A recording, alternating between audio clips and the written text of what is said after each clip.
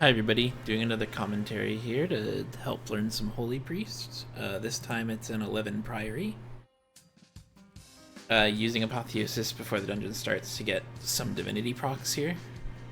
You can pause the video if you need to look at talents. I'm running a kind of very wonky setup.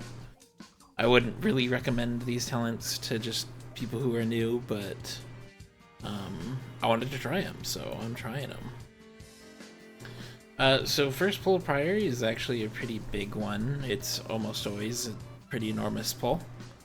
In this pull you want to be pretty aggressive with your healing cooldowns, especially if you have some squishy range in your group, and you are a squishy range, so almost always you should be pretty aggressive on your cooldowns here.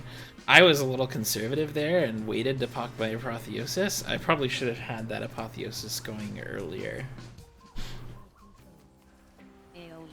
The real dangerous part here are the bleeds that get put out by the archers. You want to be watching those as much as you can. I have a weak aura set up to show me when somebody's taking that damage, but you'll be able to see the debuff on the bar. For me, you can see it like right around here. There's nothing too complicated about this pack. It's mostly just the AoEs from Soliman that you have to worry about, especially if somebody's suffering a bleed. I use Mind Soothe here so that I can get the buff for my group. I didn't want to pull the mobs after, so I kind of inched forward there.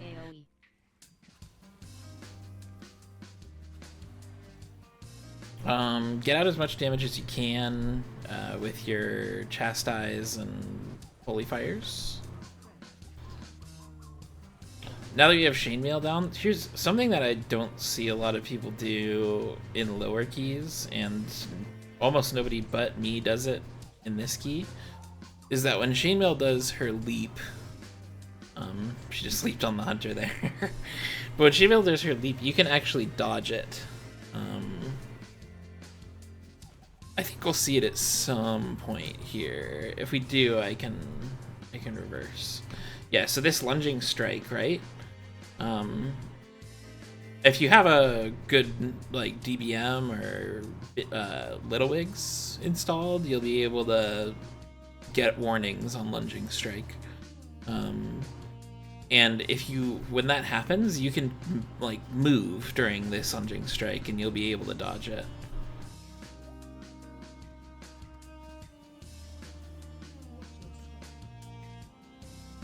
With 2-piece, a huge part of our healing is just Prayer of Mending right now. Also, yeah, again, be aggressive with your cooldowns in the first few pulls of this dungeon. They're all kind of crazy. They always have quite a bit of mobs in them. And the bleeds are insanely dangerous. Chainmail's bleeds are part of it. So yeah, you can see right there, Chainmail, she just leapt from there over to here. I was standing here, but when I moved, I don't have the bleed on me now. So that's one example of that.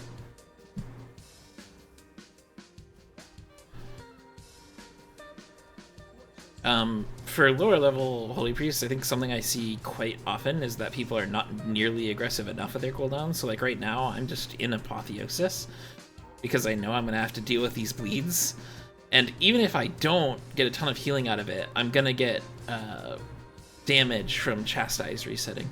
So it's pretty good if a pack does a lot of damage and you know that like, hey, this pack commonly does a lot of damage, just press your cooldowns.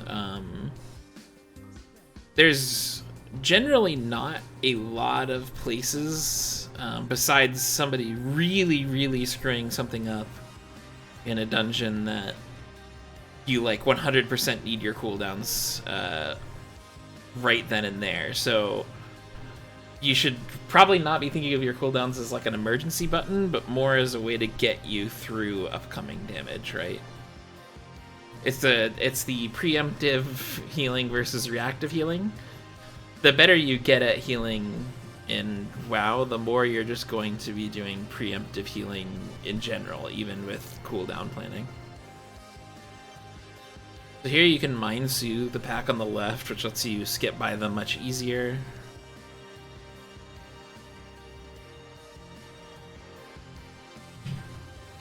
Again, the early packs of this dungeon, there's not really that much to talk about. It's mostly just sharpshooter damage. They're going to consistently put out this bleed on people. And when you see that bleed, you need to be keeping that person topped off. As you get better, you'll notice people will start using their defensives into it, but in early keys especially, almost nobody hits their defensives on that, and it's pretty dangerous if it goes off and there's other targeted abilities. Like, for example, what just happened to that DK there is that these sharpshooters do shoot and pot shot. If both of them decide to target one person, they're just going to lose a lot of life at once. So you always have to keep an eye out and be like really vigilant on single target healing here.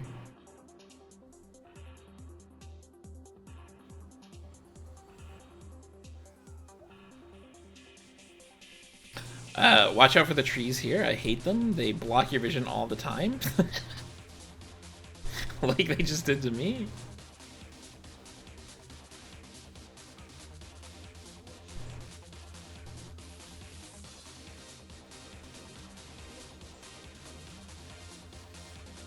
So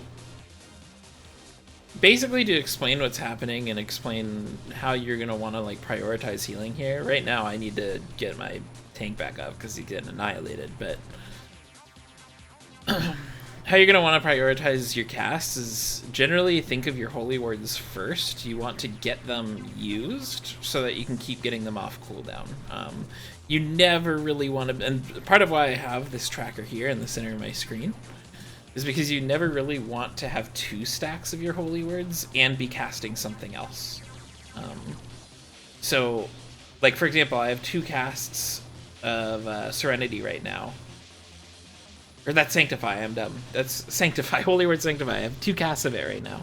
I probably should never be using something that resets Sanctify, except maybe Renew, without casting Sanctify first.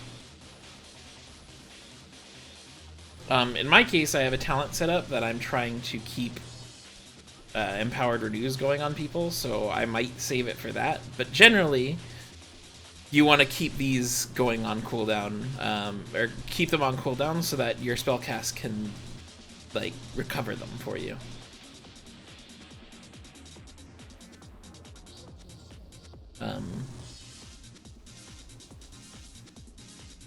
Kind of forget where I was going with that there. Train of thought lost. Oh, Hunter there just got like triple fireballed. There's not a lot you can do to prevent that if they don't hit their cooldown or one of them doesn't get interrupted. I wouldn't worry if somebody goes down to something like that. Tank sacked me here because he saw my health get low, but to be honest, I don't think it did anything because it came up after the damage is already done. Dual Maul, this mini boss right here, he is pretty easy. There is not much to worry about while you're fighting him.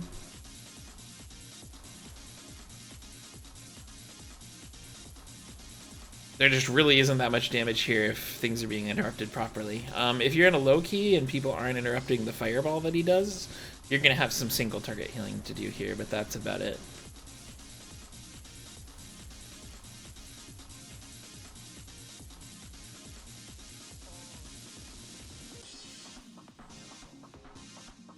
But as I was saying, you generally want to use your holy words first as response to damage.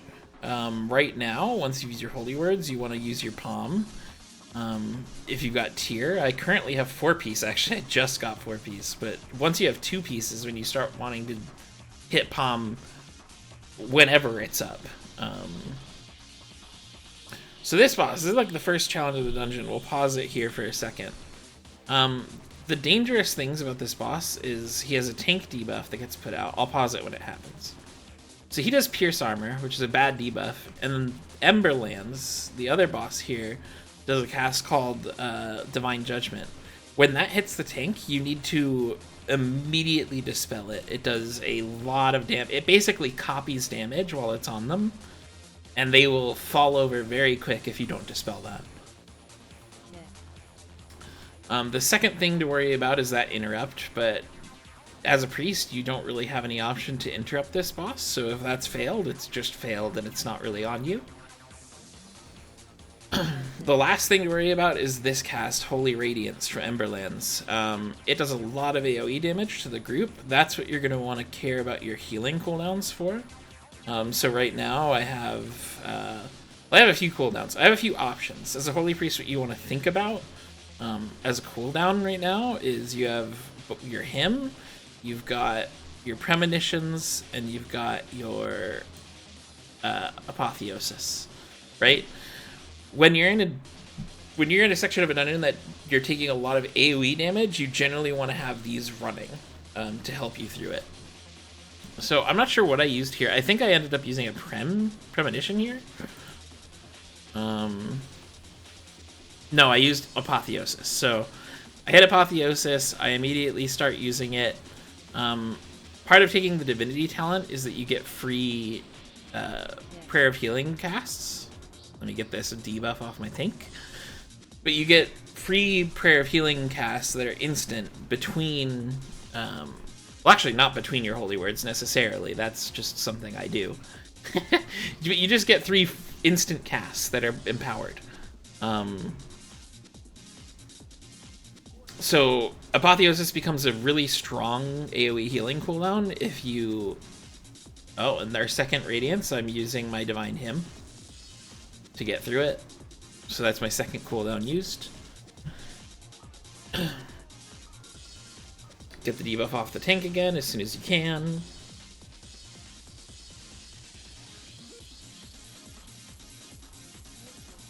And here I'm mostly focusing on damage.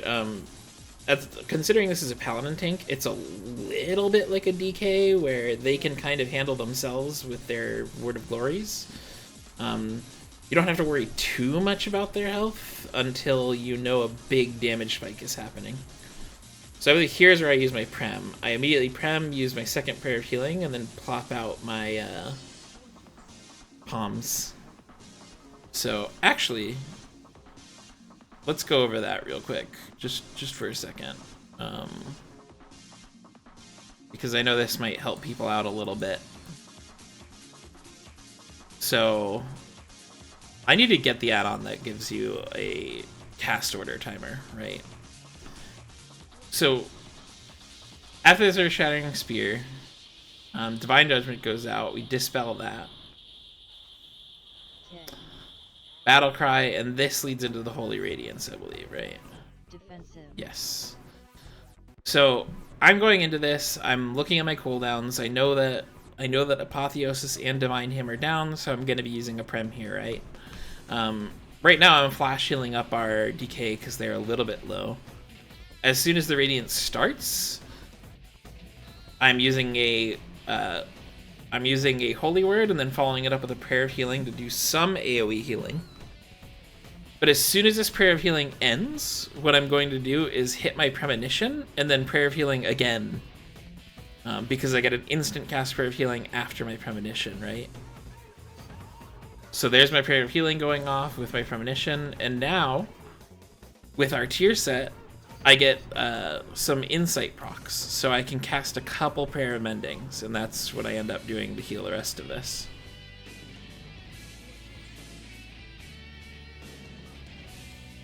Tank gets really scary there. That was kind of my fault. I should have been paying more attention to him, because I knew that debuff was coming, the Divine Judgment.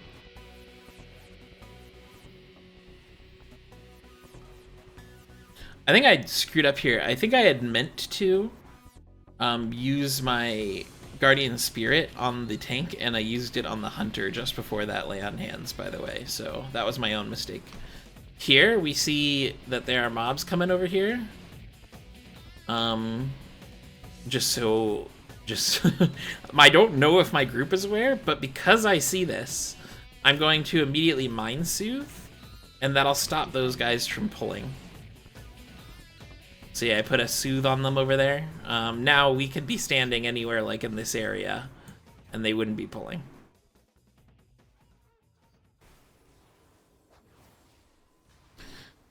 That Mind Soothe did set me a little bit back on healing, though.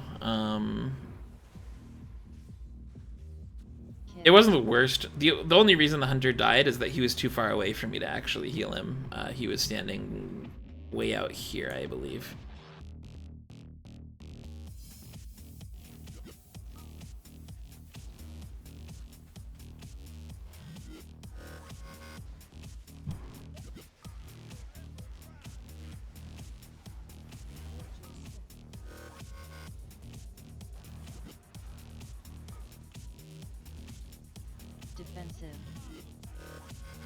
So again, we're in Holy Radiance, but the fight's ending, so it doesn't really matter. These packs are dangerous. Something to look out for.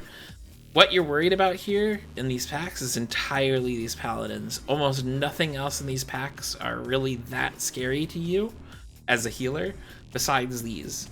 The paladins cast Sacred Toll.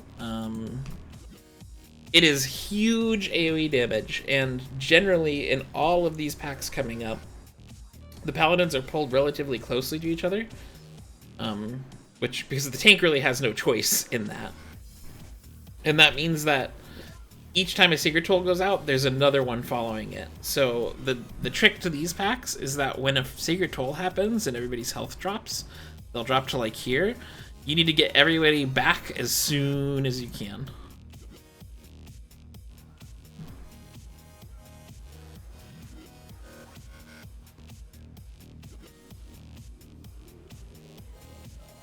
The first pack really isn't that scary, unless the tank pulls the full room. Sometimes they will, because we didn't get any double Divine Tolls, or Sacred Tolls, that's what they're called. But you're going to see that start happening as you get into this room.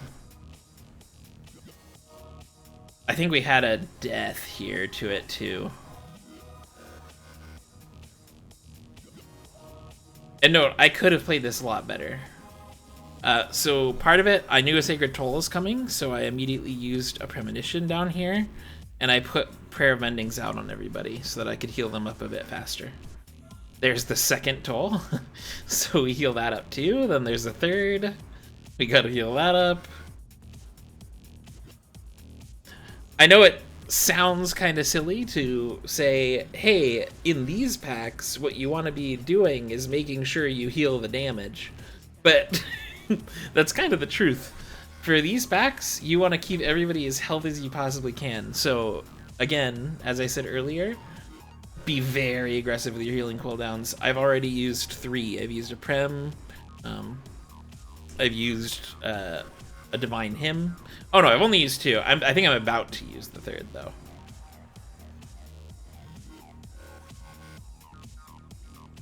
Because we go into the second pack down here, and I end up using my Apoth into this pack, I believe, so.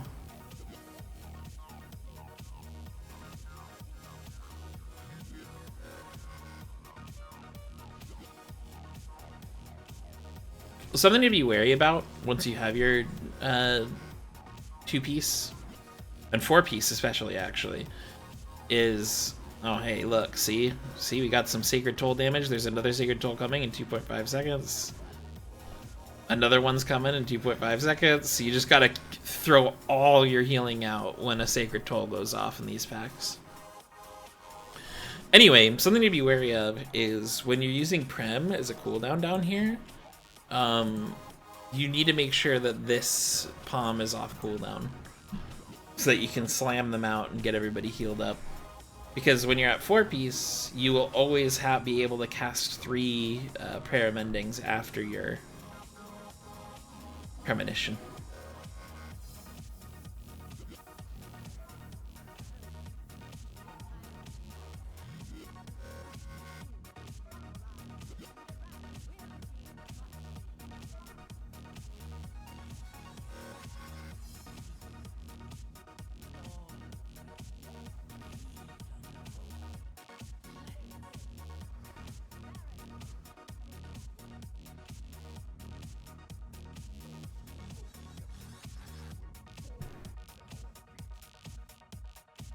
Also, don't take me as an example. You should have Omni CD and have it set up and showing your party's cooldowns. I would have it, but my Omni CD at some point broke, and then I just didn't update it, and I'm dealing with that. I'll get it done though eventually. So this fight, Mr. Braunpike, basically the order of the fight is you dodge hammers. Actually, we'll talk about it in the next set. So here's the big damage event, is when these are blowing up. This is when you want to be using all your cooldowns and all your healing that you have. But here's a set. This boss just does 3 things over and over and over and over and over. So first is Hammer of Purity. It drops hammers under all people, so you generally want to be stacked tightly as a group for the hammer drop. Once the hammers are dropped, he summons the Sacrificial Pyre, which has a certain amount of charges. You need players to run into that, and it gives them a damage over time debuff when they do that, and hits the rest of the group. But it only hits the rest of the group once. It doesn't put a dot on the rest of the group. It only puts a dot on the person who walked into it. So you want to make sure that you basically spread these or use some kind of immunity and walk through the pyre a few times, because if there's any charges left on this pyre when the timer runs out, it blows up. However, you also don't want to do the pyre until the next phase happens, which is Castigator's Shield. It's this cast. This puts a bunch of shields under everybody and slows them. It's also a pretty big damage burst. You can see that, like, me and the Hunter lost a decent chunk of damage. You can fade for this and use personals if you would like to. You don't need to necessarily until you're at very high key. Ooh, whoa, my video got a little corrupted there. Yeah, the reason you don't want to hit the pyres before that is exactly what just happened. If you hit the pyres before everybody's moved out of the shield and you don't get people healed up in time, it's very, very, very scary. So the general rule of this fight is hammers, move, shield, get out of the shields, and then blow up the pyres. Our DK, oh, I remember, our DK in this fight died to hammers and then resurrected into a hammer, so we just didn't have him for this fight. Things to know here. I think my party is mostly handling this. If your party's not handling the pyre very well, you can take a charge. It's not really that much damage. You can just fade and use Desperate Prayer to heal yourself up.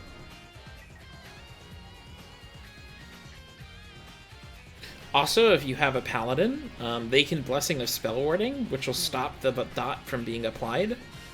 So one person can just tank all 5 charges instantly with it.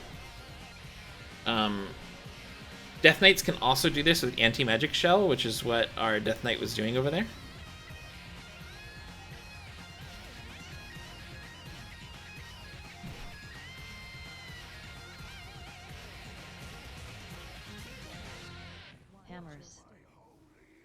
And again, hammers, move.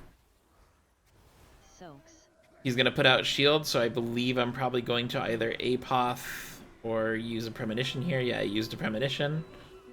Pop out some heals.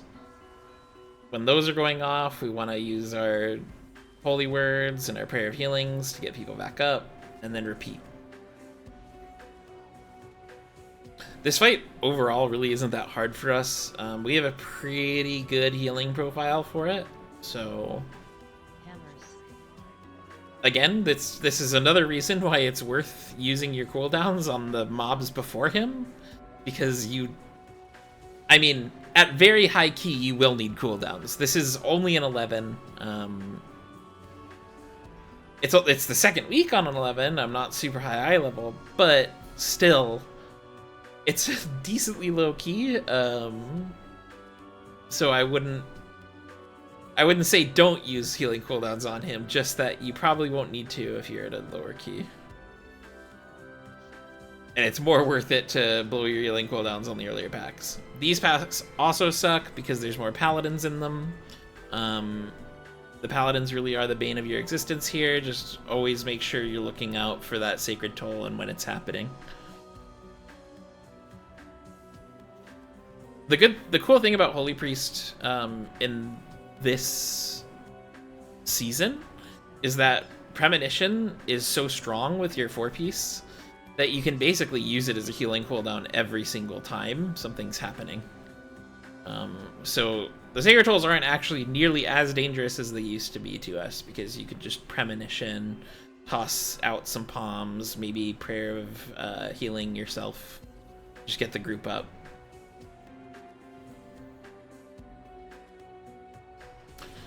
There's not much different about these packs. The only thing that gets added here is that you'll be dealing with light spawns now. If your tank pulled a little different earlier in the dungeon, you'll have light spawns earlier. But light spawns are these guys right up here, right? They shoot little lasers towards one person, so right now it's on the Death Knight here.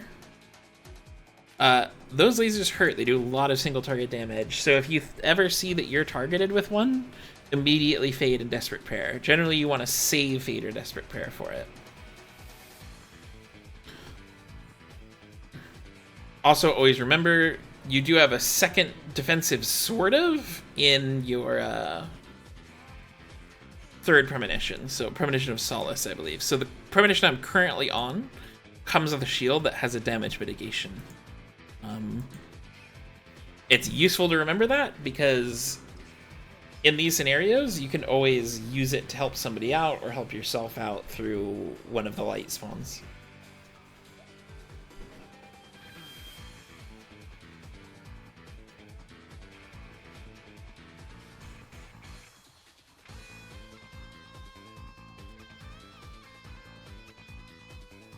Something you'll see me do a lot in single target healing is flash heal and then immediately hit Prayer Mending. There's no particular reason I'm doing that. It's more just, it's Prayer of Mending right now. You can kind of think of it as another Holy Word Serenity with your 2-piece, because it does a huge amount of healing up front. It also puts that free Power Word Shield on them, and it also does increased healing if you're on Oracle. So you can kind of just think of it as its own Holy Word Serenity, basically.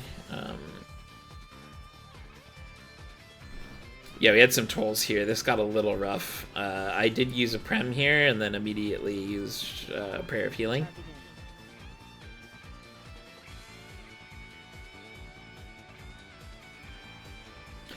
But yeah, for single target healing, as I was saying, you can just flash heal and then immediately palm. It's basically the same thing as doing like a flash heal into a Serenity. It's just a really quick way to get somebody back up from like lower health. If they're at like 50%, just flash heal palm them and they'll probably have a decent chunk of their health healed up.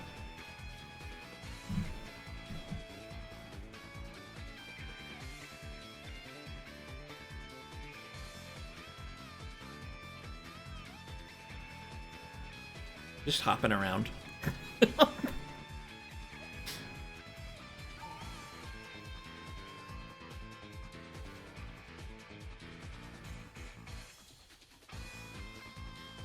If you have nothing else to cast, you can cast Holy Nova. Generally, if you're just kind of starting out on Priest, something I sort of recommend, if you're trying to learn how to start doing damage, is take Rhapsody, and basically just, in fights, use Chastise, use your 3 Holy Words, and then use Holy Nova once in the fight. That's a decent chunk of damage altogether without really much like investment, right? You don't have to spend a ton of time casting damage spells to do that. And that will leave you a lot of time to just do healing if you'd like to. Because I know that when you're learning to heal, it can be pretty daunting to start weaving damage in there. But Holy Priest's damage is actually pretty high just per cast. I'm regrabbing that. That's a buff for your team, by the way.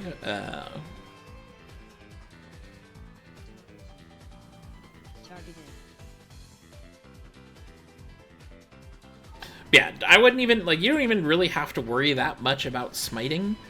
And, like, hard casting your spells. If it's, like, a struggle for you and you just want to learn to start weaving damage in, just do that. Just waste your... You throw your Chastise charge out, you deplete your charges of Burning Demons, and then use Holy Nova once, and you'll have a decent chunk of damage already.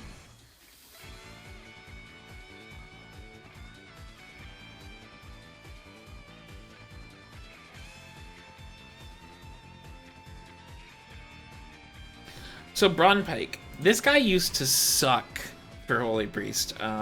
We didn't have super good AoE healing options, and he just does constant ticking damage. With the tier set though, we are like really good here. So actually, let me go through how I just heal this guy, right? Let's go back to just before we pulled him. Alright, so we're pulling him. My immediate thought is I want to use a Premonition. This is Premonition of Insight. It gives you 4 casts. Well, really it gives you cooldown reduction on your next 4 casts. But we're going to use that for is Prayer Mending down here, right? We're going to put out 4 Prayer Mendings pretty early into this fight.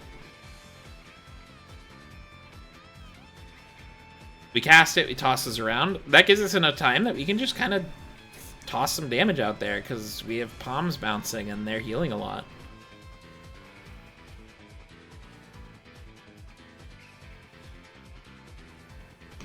Alright, now we're like half health, right? Because my palms have run out.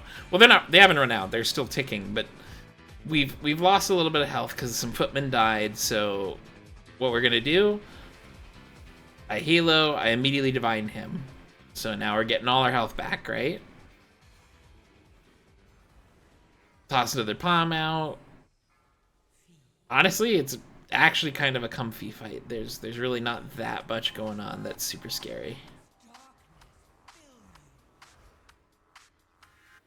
Right there I used a Prem and then used Prayer of Mending a few times.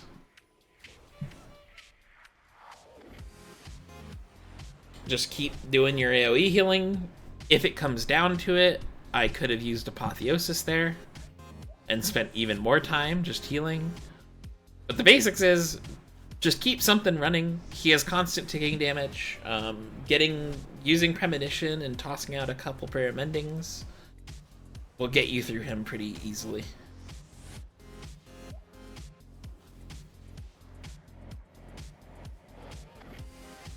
So trick to these footmen, and what sucks about healing them, well, actually it doesn't really suck that bad, is that the footmen, when they die, do a burst of damage. I would bet that there's some priests out there who've gotten to this pull and immediately their whole team died. It's because all the footmen died together. One way you can prevent this is CCing them, so if they get stunned before they die, they won't get their damage off. What I do is I'll Psychic Scream them, and if they die in Psychic Scream, same thing. So I Psychic Screamed, and I think 2 footmen died over here, and we didn't take much damage from it.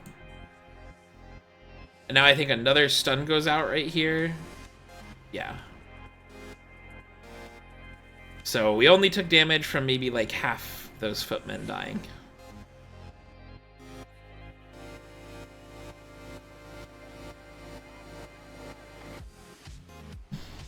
Merprey is a pretty easy boss fight.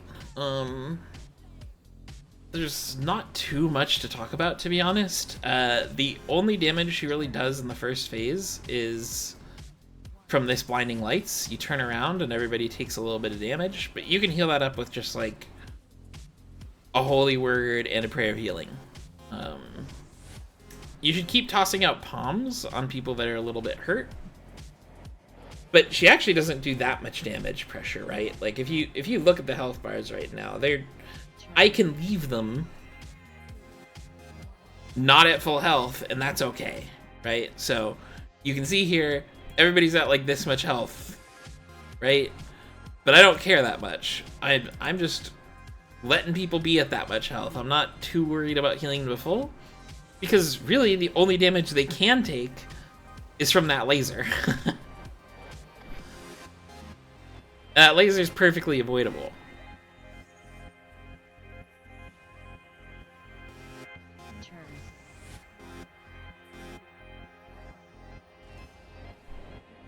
I did use Apotheosis here, but I ended up using it mostly for damage. It wasn't really necessary.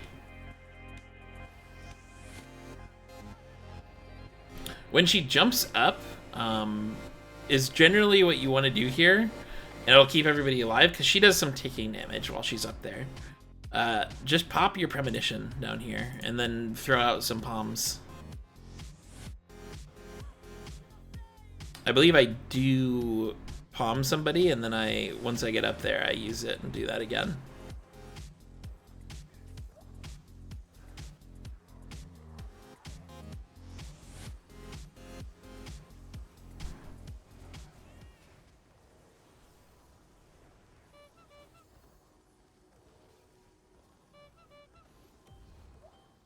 Something to be worried about in this fight. This is about the only thing in this fight that can really, really, really kill you, and unexpectedly, is these guys. Those ads, when they get to you, if they punch you, will take a giant chunk of your HP, so you need to be pretty careful about letting them near you.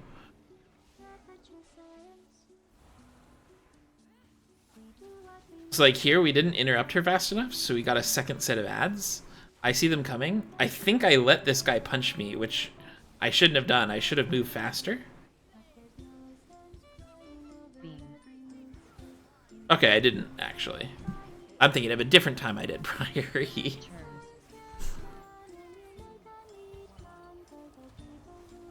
No shame in turning around earlier than needed if you have time on the timer.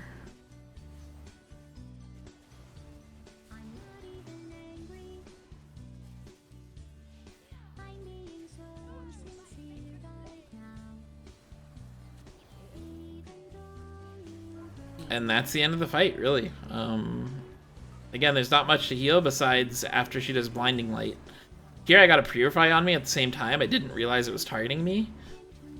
We have a decent chunk of instant cast, though, so we can take that down pretty easily. So that's 11 Priory. Not the worst dungeon. Pretty easy, actually. Got through it without much trouble. Likely I'll start pushing into like 12s. Maybe I'll be pushing up to 15s this week. I'm not sure. I'm definitely going to push for 3K rating, which I think is 15s this season. So I'll push up around there, and I'll keep making some videos if people like them. Thanks for watching. I'll see you in the next one.